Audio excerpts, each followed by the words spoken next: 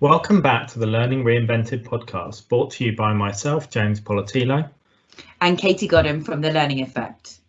There are lots of learning podcasts out there, so we wanted to do something slightly different. We're continuing with the Selecting Learning Technology series. In the first episode, we discussed the things you need to think about before you start looking at learning tech. This is the second episode of the series, where we'll look at some practical steps to take when choosing learning tech. So Katie, before we get into the things you should do when selecting learning tech, let's start with some of the common mistakes that people might make during that process. When selecting learning tech, it's really easy to make mistakes. One of the big ones is copying others. So it's natural to go and look at what other industries similar to yours are doing. But that might not necessarily be the right path for your business because they might have different business objectives and a different learning culture. And often vendors actually come to you with case studies that are similar to yours. Say, for example, you're in hospitality, they'll bring you all their hospitality customers and show you what they're doing. But again, coming back to your business objectives, that might be slightly different. So it might not necessarily fit your business. When putting in learning tech, you often have certain teams that are doing that. So you might have your learning team, your IT team, your compliance team. And often they lead with how does the system work for them? But generally, they're the smallest population. So you need to think end user first, because they need to be the ones that find it easy to use, as opposed to your admins. They can be the ones that struggle a little bit more than your end users, because otherwise you won't get the engagement that you want. It's really tempting to try and digitize your current offer. So if you've got lots of face-to-face content or PowerPoint decks, you might want systems that have Zoom integrations or can easily flip your PowerPoint decks into SCORM content. But this might not actually be right to what you're trying to achieve. So try to avoid that and look at different options for content creation or content formats. Don't design for specific groups of people without having their input. So it might be easy to assume what those types of people, for example, younger people or older people want, but that might not actually be the case. Get those people involved with you, and then you'll actually be supplying the right sort of content for them. When it comes to content, you might want to start with loads of pieces of content available for all of your population. And you might even have vendors come to you to say that they've got an off-the-shelf solution for you that you can easily plug into your learning system. And although that's really tempting to do, that might not be the right approach, because you might end up overwhelming your people. They might not know where to start. The content might not be the right pitch for them, so it might not be at the right level. A better place to start might be looking at your business objectives and what you're trying to achieve with your learning strategy. You can then focus your content at those areas and those people, because then you'll start to meet your business objectives a lot quicker.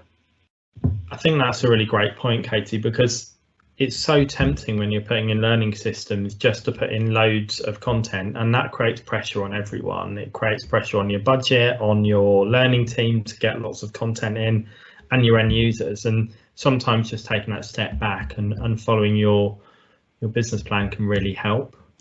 I really liked what you talked about as well in terms of being focused on the end user. So I remember in one of my roles where the learning admin team really wanted one system, but as a business, we actually went with the system that was going to cause them more work. But in essence, that was 5 people's extra work. But the user experience then for the 5,000 to 6,000 people in the business was far better.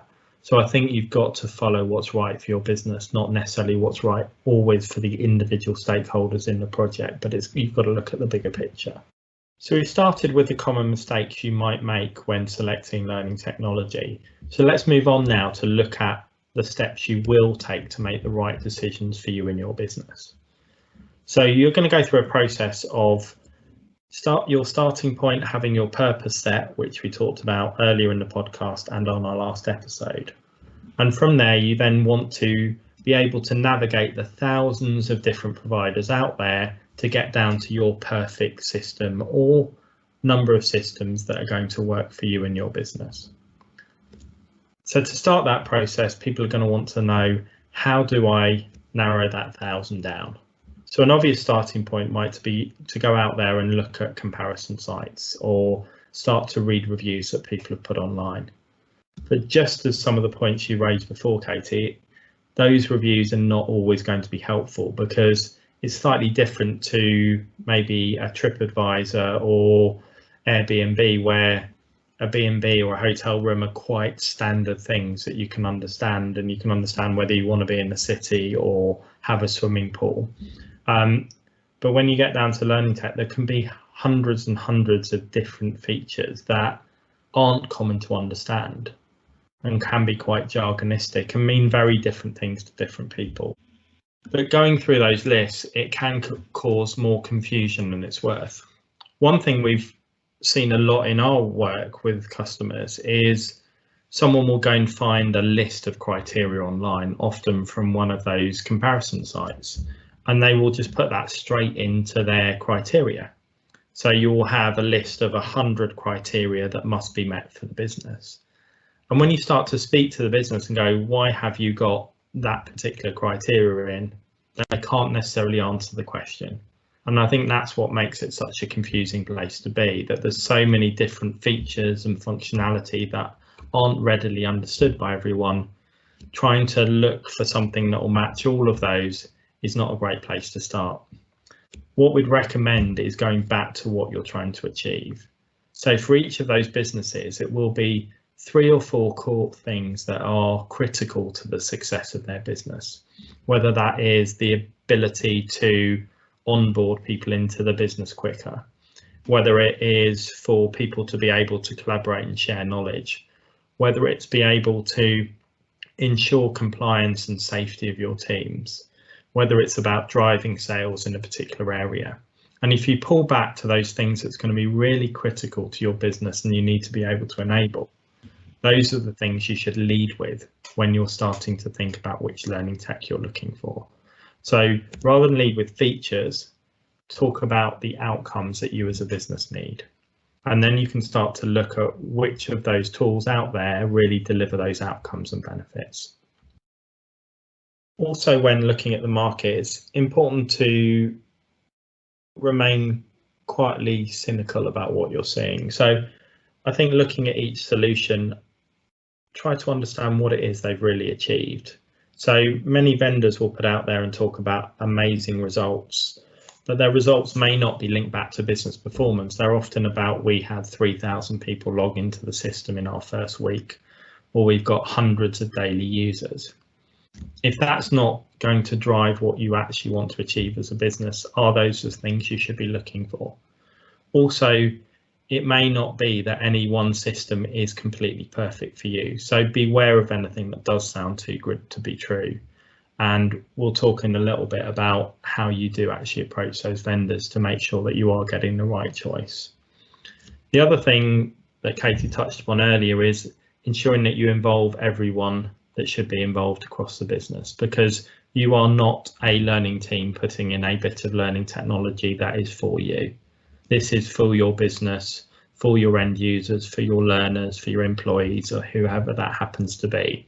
But there is also going to be potential crossover with your communications teams, your compliance teams, your operations teams, your IT teams. So you need to ensure that you get those people involved in the project as early as possible. And that can be quite difficult to manage, because all of those people will have different agendas that they're bringing to the table. But trying to get those agendas out and agree what you are trying to achieve through this as a common goal can help you to not have problems occur later on in your project, where you might have gone through a process, looked at 10, 15, 20 suppliers, been through multiple demos, at which point you bring in the IT team who then say, actually your selection doesn't work because it hasn't covered this key business criteria. So get people involved early in the process. Try to draw out from them those critical things that must happen for it to work in your business, and then involve them in that journey. So get them to be part of your core team. So Katie, we've talked a little bit about what you do in terms of looking at the wider market, getting a set of people internally bought into your process. Your next stage is you're going to start talking to vendors. What should people be doing when they do approach vendors to make sure that that is a positive relationship and they get great outcomes? So I think before you approach any of your vendors, you need to be clear on the vision and what you're trying to achieve. So again, go back to that purpose, go back to your business objectives and ensure that that's all aligned, and use some of the things that you've talked about. Have a great list that's bespoke to your business. Ensure you've got your stakeholders involved, etc., before you approach any of your vendors, because otherwise you are going to get bombarded with lots of emails you don't necessarily want. When you do start approaching them and you're actually talking to people, make sure you ask questions. It's really easy for you to let the vendor kind of lead the conversation, but they're just going to tell you the bits that they want you to know. And they're not going to, without you asking any questions, you're not going to understand the product in any more depth. Don't take what vendors are saying for face value either. So when they are talking about their systems, etc., they're going to tell you about all the bells and whistles and everything that's great, which is fine. They're salespeople as well. Ask for demos and sandboxes so you can actually test the system for yourselves. So if the vendor has actually listened to you and understands your vision and has understood the questions you've asked, they should be able to create a demo and a sandbox environment, so you can actually test that out and you can see it for yourself based on what you're looking for. You should also try and speak to other customers. So they don't necessarily have to be from the same industry as you, but they could be current customers that have maybe recently implemented or are further along in their journey, and ask what their experience is like on all aspects, from purchasing to using the product, the support they get, etc. You need to build strong relationships with vendors. So it's not that you're just buying into the person or the system, you're buying into the whole experience. So you need to ensure the system's right for your business and will meet your business objectives. But you also need to ensure that the vendor and that supplier is actually suited and has the right culture for you as well. I think it's important to add, Katie, that when you are dealing with vendors or you're working with vendors, it's really important to be as honest and open as you can be, because sometimes you might want to present a very good view of your business, but be honest with them, because unless you're building a joint working relationship and they really understand what your challenges are, what your business is like to operate in, and what you're trying to achieve, they can't partner with you to help ensure that you deliver a solution that's going to work well for them and well for you. And it is important on both sides, because the last thing a vendor wants is an unhappy client they've signed up to a 1 or 3 year relationship with a new system, and that's the last thing you want as well. So that working relationship is critical, and that level of honesty. So you've seen lots of vendors now. How do you go about making that final decision? I know we're labouring the point a little bit, but it all comes back to that initial vision. So if you've got your vision right and you've got your key criteria right, you should be in a place where you can understand which of those vendors is going to enable you to work towards your business objectives in the most effective way. You will, through that process, have seen that maybe there's no perfect vendor. Maybe there are some gaps, and you might have to get a bit creative with how you achieve some of those things. But it's understanding you are on a journey with those people and things will change over time. So making sure that vendor is also not just right for now, but for that growth over the next 6, 12, 18 months or whatever your timelines are. The other thing to think about is you're then going to start thinking about how much you want to pay and are you going to get that return on investment. And it may be that cost leads your selection quite early on, because there is a huge disparity in different costs of vendors. Some could be in millions or hundreds of thousands, and others will be a lot less than that. And it's important to understand why that might be. So often, if you're buying a massive system, you might be paying for everything. But for your business case, you might only need to use 10, 15, 20% of that system. Now, that might lead you to go, maybe I shouldn't go with that vendor, but it might be that you can buy a package or a smaller part of that system and grow into that system as you build. Or it might be that actually there's no point buying that system because you are paying for 80% of a system that you won't ever use or you won't use for 2 or 3 years. So this is the point to start thinking about where the cost is, where the return of investment, and how that system will work with you. It's also important to remember that you don't buy a system in isolation. So if you're going to put in a new system or switch out from an old system to a different system, you need to think about that might change the requirements in your team. You might find that there's less of an admin burden or more of an admin burden on your team due to the system you've picked. There might be a requirement for your managers to engage in a different way.